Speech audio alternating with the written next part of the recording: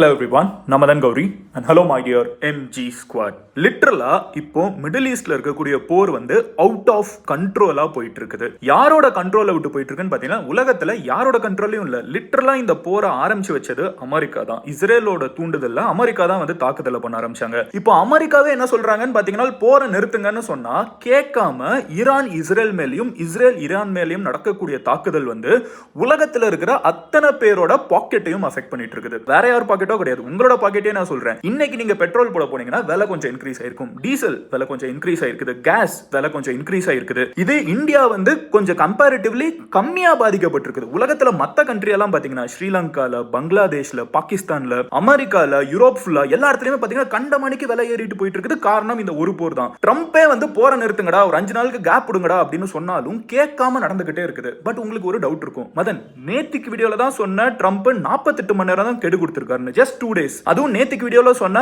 அதுக்கு வந்து இன்னும் 1 or 2 hours வந்து அந்த கெடு முடிய போகுது. ட்ரம்ப் வந்து ஒரு பெரிய தாக்குதலை பண்ண போறேன், ஈரானையே இருட்டுக்குள்ள ஆழ்த்துவேன்னு சொன்ன ட்ரம்ப் வந்து இப்ப போரை நிறுத்துங்கடான்னு சொல்றதுக்கான காரணம் என்ன? ஆனா ட்ரம்பே போரை நிறுத்துங்கன்னு சொன்னாலும் ஈரான் கேட்காம இஸ்ரேலை போட்டு மரணடி அடிக்கிறாங்களே, அதுக்கான காரணம் என்ன? இந்த ரெண்டு விஷயத்தை தான் இன்னைக்கு நம்ம டீடைல்டா பார்க்க போறோம். ட்ரம்பை பத்தி பேசி பாருங்க, ட்ரம்ப் மாதிரி எனக்கும் கையெல்லாம் மூவ் ஆக ஆரம்பிச்சிருச்சு. பட் எனிவே, ஒரு ரொம்ப மோசமான சிச்சுவேஷன் மிடில் ஈஸ்ட்ல நடந்துட்டு இருக்குது. அண்ட் இது நம்ம எல்லாரையுமே அஃபெக்ட் பண்ணிட்டு இருக்குது. நம்மளோட ஃபியூச்சர், நம்ம வந்து இந்த வருஷம் ஃபுல்லா எவ்வளவு விலைவாசி இருக்க போகுது, பெட்ரோல் டீசல் விலை எவ்வளவு இன்க்ரீஸ் ஆக போகுது, ஒரு சைடு வந்து மொத்த இந்தியால இருக்கக்கூடிய எல்லா கம்பெனிஸோட மார்க்கெட் கேபிட்டலும் விழுந்துட்டு இருக்குது. நம்மளுக்கு போனஸ் கிடைக்குமா கிடைக்காதா எல்லாமே இந்த போரை நம்பி தான் இருக்கிறப்போ இது கண்டமணிக்கு அவுட் ஆஃப் கண்ட்ரோலா போயிட்டு இருக்குது. சோ என்ன நடந்துட்டு இருக்குது? ஏன் ஈரான் வந்து இப்படி அடிச்சிட்டு இருக்காங்க? இவ்வளவு நாள் ஈரான் தான் போரை நிறுத்தணுங்கிற ஒரு மோட்ல இருந்தாங்க, இப்போ ஈரான் போட்டு இந்த அடி அடிக்கிறாங்களே, என்ன நடந்துட்டு இருக்குது? நம்மளுக்கு எல்லாம் விடிவு காலம் இருக்கா இல்லையா அந்த போர்ல எதுங்கிறது இப்போ டீடைலா உங்ககிட்ட சொல்ல போறேன். பட் அதை பார்க்க ஆரம்பிக்கிறதுக்கு முன்னாடி நீங்க அந்த சேனலை சப்ஸ்கிரைப் பண்ணலனா சப்ஸ்கிரைப் பண்ணுங்க. அப்போனாதான் நான் வந்து வேர்ல்டுல எங்க இருந்தாலும் நான் டெய்லி வீடியோ போஸ்ட் பண்ணிடுறேன். ஃபார் எக்ஸாம்பிள் இப்போ பாத்தீங்கன்னாலே உங்களுக்கு தெரியும், இப்போ பேக்ரவுண்ட் வந்து வேற இருக்குது. நான் வந்து இன்னொரு ஊர்ல டிராவல் பண்ணிட்டு இருக்கேன். இன்ஃபேக்ட் நான் வந்து இப்போ தமிழ்நாட்டிலே இல்ல, நார்த் இந்தியால இருக்கேன். ஆனாலும் நான் டெய்லி வேர்ல்டுல நடக்குங்கிறத அப்டேட் பண்ணிவிடுவேன். பட் உங்ககிட்ட யூடியூப் வந்து அதை காமிக்கணும் அப்படின்னு நினைச்சீங்கன்னா ஒரே இடத்துல டீடைல்டா இன்னைக்கு வேர்ல்டுல என்ன நடந்திருக்குது, இந்த போர்ல என்ன நடந்துட்டு இருக்குது, அது என்ன எப்படி அஃபெக்ட் பண்ண போகுதுன்னு நீங்க தெரிஞ்சுக்கணும் அப்படின்னு நினைச்சீங்கன்னா, என்னன்னா உங்களை எப்படி அஃபெக்ட் பண்ணணும்னு தெரிஞ்சுக்கணும்னு நினைச்சீங்கன்னா சப்ஸ்கிரைப் பண்ணுங்க. அப்போனா தான் நான் போஸ்ட் பண்ற வீடியோ உங்களுக்கு வந்து சேரும். இல்லனா நான் போஸ்ட் பண்ணிடுவேன், யூடியூப் உங்களுக்கு காமிக்கிறத மிஸ் பண்ணிடும். எனிவே, ஃபர்ஸ்ட்ல இருந்தே வர ஆரம்பிச்சிருவோம். ஃபர்ஸ்ட், நேத்திக்கு வீடியோ விட்ட இடத்துல இருந்து நான் ஆரம்பிக்கிறேன். நேத்திக்கு நான் என்ன சொன்னேன்? ட்ரம்ப் வந்து 48 hours கெடு கொடுத்திருக்காரு. அந்த 48 hours முடிய போகுது, இன்னும் 1 or 2 hours முடிய போகுதுன்னு சொன்னேன்ல.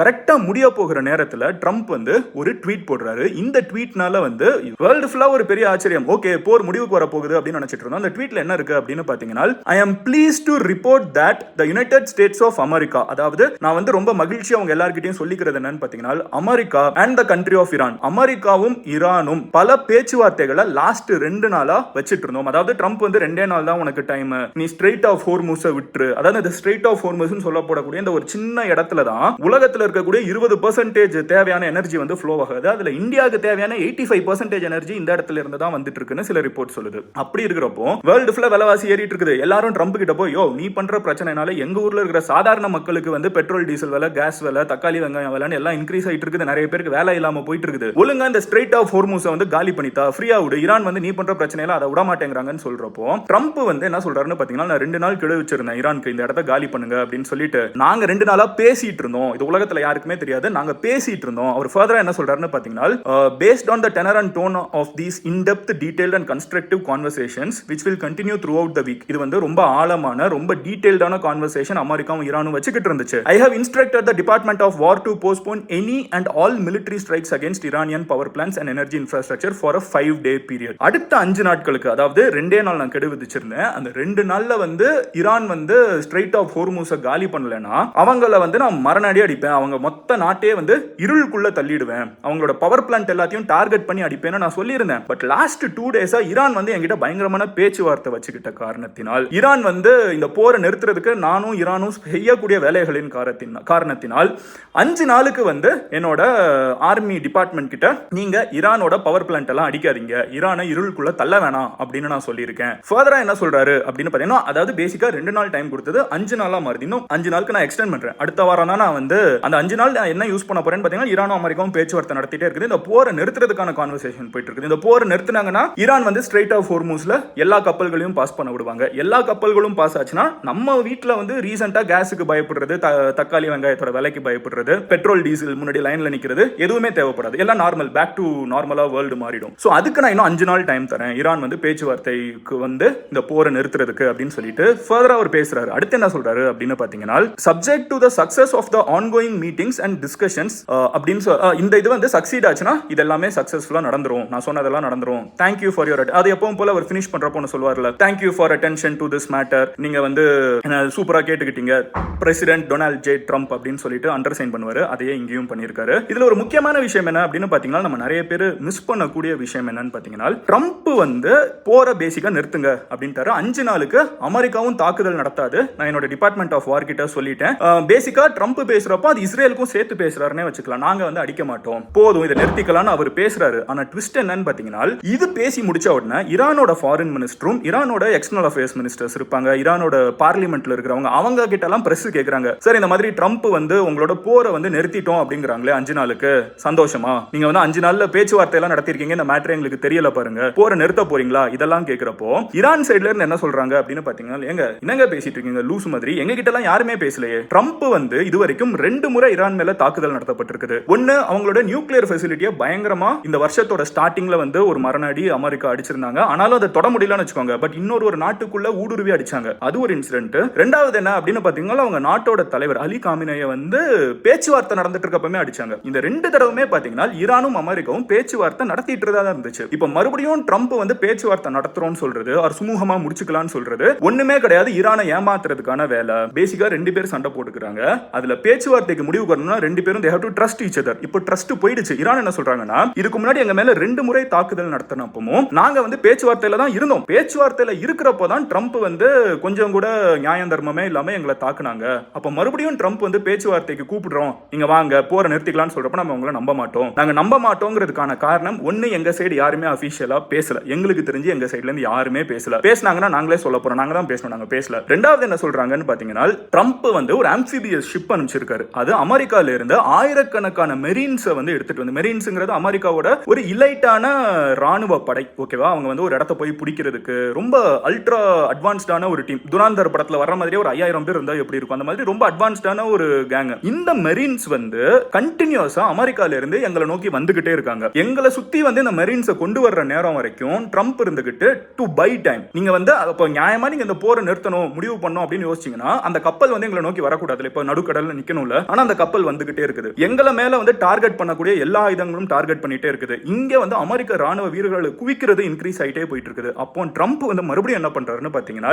இதுக்கு முன்னாடி வந்து எப்படி எங்களை வந்து பேச்சுவார்த்தைக்கு கூப்பிடுறோம்னு சொல்லி நாங்க நம்பி பேசிட்டு இருக்கிறப்ப எங்களை ஏமாத்தி மறைமுகமா எங்களை வந்து கோழைத்தனமா அடிச்சாங்களோ, மறுபடியும் ட்ரம்ப் வந்து அதை தான் பண்ண பாக்குறாரு. நான் சொல்ற வார்த்தை எதுவுமே எக்ஸாகரேஷன் கிடையாது, நீங்களே கூகுள் பண்ணி பார்க்கலாம். ஈரான் வந்து ஓப்பனா சொல்றாங்க, நீ போய் சொல்லி ஒவ்வொரு டைமும் பேசலாம்னு கூப்பிட்டு நாங்க வந்து உன்னை நம்பி பேசலாங்கிறப்ப முதுகுல நீ குத்துற, நீ இப்பவும் பேசலாம்னு கூப்பிடுறது முதுகுல குத்துறதுக்கு தான், எங்களுக்கு உன் மேல நம்பிக்கை கிடையாது, நாங்க தாக்குதலை கண்டினியூ பண்ணுவோம்னு சொன்னது மட்டும் இல்லாம நைட்டோட நைட்டா பாத்தீங்கன்னா இஸ்ரேல் மேல மிகப்பெரிய தாக்குதல். இவ்வளவு நாள் ஈரான் வந்து இஸ்ரேல் மேல எப்படி தாக்குதல் நடத்தினாங்கன்னு பாத்தீங்கன்னா, ட்ரோன்ஸ் அனுப்புவாங்க, அது அவங்களோட அயன் டோம் தடுத்துருன்னு அவங்களுக்கே தெரியும், இருந்தாலும் அது ஒரு நேம் சேக்கா தான் இருந்துச்சு. இஸ்ரேல் மேல நடந்த பெரிய தாக்குதல் வந்து ஹெஸ்போலா, ஹமாஸ் அப்படின்னு சொல்லக்கூடிய அமைப்புகள், யார் யார் ஈரானுக்கு சப்போர்ட் பண்றாங்களோ அவங்க தான் அடிச்சிட்டு இருந்தாங்க. இப்போ ஈரான் டைரக்டா இஸ்ரேலுக்குள்ள மரணடி அடிக்கிறாங்க. இஸ்ரேலுக்கு வந்து இருக்கக்கூடிய ஒரு பெரிய டிஸ்அட்வான்டேஜ் என்னன்னு பாத்தீங்கன்னா, இஸ்ரேல் ரொம்ப சின்ன இடம், ஆனா சின்ன இடத்துக்குள்ள நிறைய மக்கள் வாழ்ந்துட்டு இருக்காங்க. ஈரான் ஊருக்குள்ள எங்க அடிச்சாலும் உயிரிழப்புகள் வந்து இஸ்ரேலுக்கு அதிகமா இருக்கும், காயப்படக்கூடிய மக்களோட எண்ணிக்கை, அதுக்குள்ள அவங்க அயன் டோம் வந்து அன்பெனிட்ரேட்டபிள், எங்களை யாருமே இந்த அயன் டோமை தாண்டி உள்ள வர முடியாதுன்னு அவங்களோட டிஃபென்ஸ் சிஸ்டம் சொன்னாங்க. ஆனா ஈரான் என்ன பண்ணிட்டாங்கன்னு பாத்தீங்கன்னா, ஸ்டார்டிங்ல லோ காஸ்டா இருக்கக்கூடிய நிறைய ட்ரோன்ஸ் எல்லாம் அனுப்பிச்சு, இவங்க அனுப்பக்கூடிய லோ காஸ்ட் ட்ரோன் வந்து ரொம்ப விலை கம்மி, நம்மளே வாங்கலாம், அந்த மாதிரி இருக்கக்கூடிய few thousands தான், or few lakhs, maximum 1 or 2 lakhs அந்த ட்ரோன் எல்லாம் செஞ்சு முடிச்சிடுறாங்க. ஆனா அவங்க பதிலுக்கு இங்க அயன் டோம்க்கு செலவு பண்ணக்கூடிய விலை வந்து ரொம்ப அதிகம், பல கோடி ரூபாய் வந்து அவங்க செலவு பண்ணி தான் ஒவ்வொன்றையும் தகர்த்திட்டு இருக்காங்க. இவங்க அது எல்லாத்தையுமே உங்களோட அம்யூனிஷன், இவங்களோட டிஃபென்ஸ்க்கு தேவையான எல்லா ஆயுதங்களையும் காலி பண்ணிட்டு இப்போ ஈரான் வந்து மிசைல் இறக்குறாங்க. ஸ்டார்டிங்ல ட்ரோன் அனுப்பிச்சிட்டு இப்போ மிசைல் அனுப்பிச்சிட்டு இருக்காங்க, அண்ட் கிளஸ்டரா அனுப்புறாங்க. இது வந்து இன்டர்நேஷனல் ரூல்ஸ் படி கம்ப்ளீட்டா பேன் பண்ணப்பட்ட ஆயுதங்கள் அப்படிங்கிறாங்க. இஸ்ரேலும் ஈரான் மேல பேன் பண்ணப்பட்ட ஆயுதங்கள் யூஸ் பண்றாங்க. இவ்வளவு நாள் ஈரான் யூஸ் பண்ணல, இப்போ ஈரானும் பதிலுக்கு பேன் பண்ணப்பட்ட ஆயுதங்களை வந்து இஸ்ரேல் மேல யூஸ் பண்றாங்க. நிறைய இடத்துல நைட்டோட நைட்டா தாக்குதல், இஸ்ரேல்ல வந்து நிறைய இடத்துல மரண ஓலம். லிட்டரலா அதை தான் சொல்லுவேன், இஸ்ரேல் வந்து இவ்வளவு பெரிய தாக்குதலுக்குள்ளாகும் நம்ம யாருமே நினைக்கல. இஸ்ரேலும் சும்மா இல்ல, பதிலுக்கு அவங்களும் ஈரான் அடிக்கிறாங்க. பட் ஈரான் அடிக்கிறப்போ இட்ஸ் a larger country, ஆனா இஸ்ரேல் அடிக்கிறப்போ it's a smaller country, condensed country. உள்ளுக்குள்ள வந்து எல்லாரும் ஒரு சின்ன இடத்துக்குள்ள எல்லா மக்களும் வாழ்ந்துட்டு இருக்காங்க. சோ ஈரான் சைடு வந்து தாக்குதலை இன்க்ரீஸ் பண்ணிருக்காங்க. இட் டசன்ட் மீன் ஈரான் வந்து ஜெயிக்கிறாங்க, இஸ்ரேல் தோக்குறாங்க அப்படி கிடையாது. பட் இஸ்ரேலை வந்து யாருமே தொட முடியாதுன்னு நினைச்சிட்டு இருந்த இடத்துல ஈரான் வந்து அப்படிலாம் கிடையாது, எங்களால் அடிக்க முடியும் அப்படின்னு வந்து காமிக்கிறாங்க, அடிக்கவும் செய்யறாங்க. சோ இப்போ ஒரு சிம்பிளான பிரச்சனை என்ன அப்படின்னு பாத்தீங்கன்னா, ரெண்டு பேர் சண்டை போட்டுட்டு இருக்காங்க. இந்த போர் சுமூகமா முடிவுக்கு வர்றதுக்கு, அதாவது அமெரிக்காவும் ஈரானும் தான். இஸ்ரேல் ஈரான் சண்டை போடுறதை விட அமெரிக்கா இஸ்ரேலுக்கு சப்போர்ட் பண்ணி இந்த பிரச்சனை நடக்கிறது தான் பெரிய விஷயம். ஓகேவா?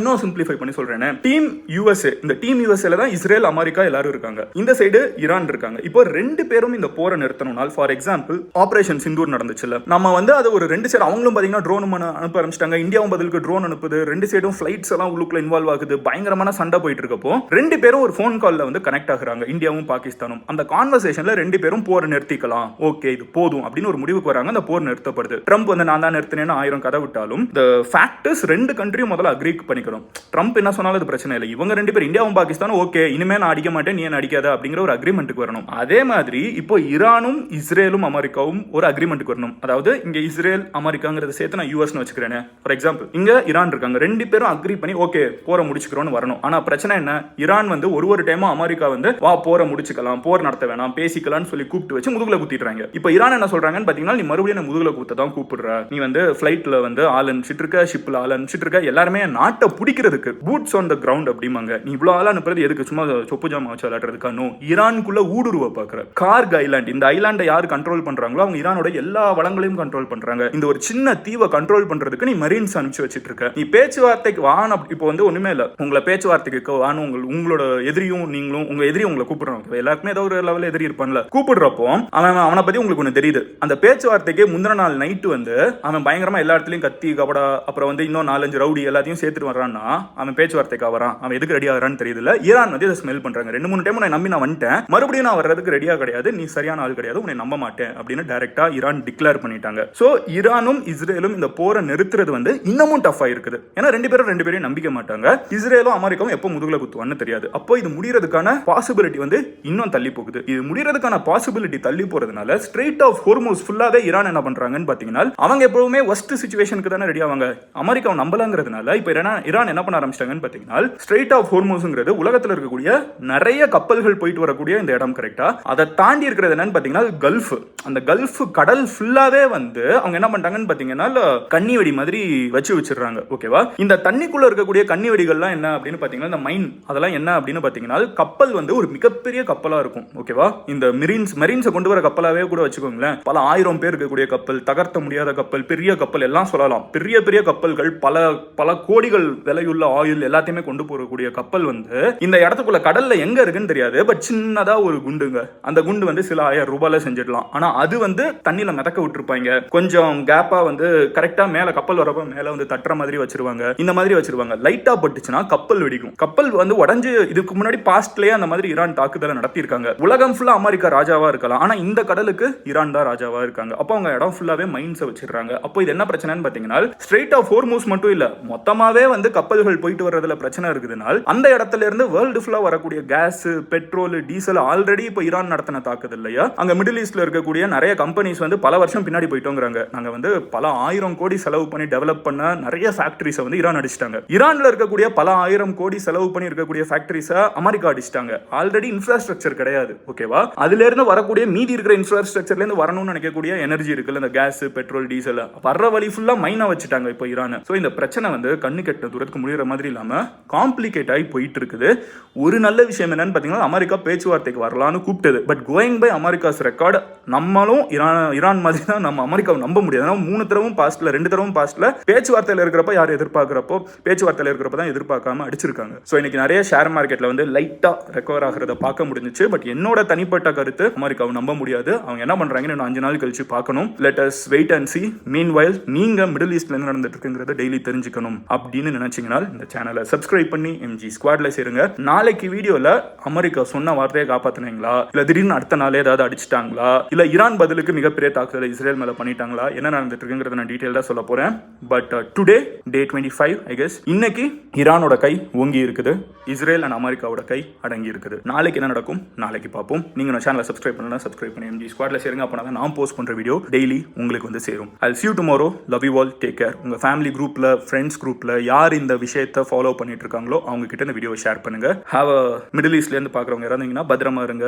வேர்ல்டில் எங்கேருந்து பார்த்துருந்தீங்கனாலும் plan for a very unpredictable future thanks to Trump. It's crazy. Anyway, bye.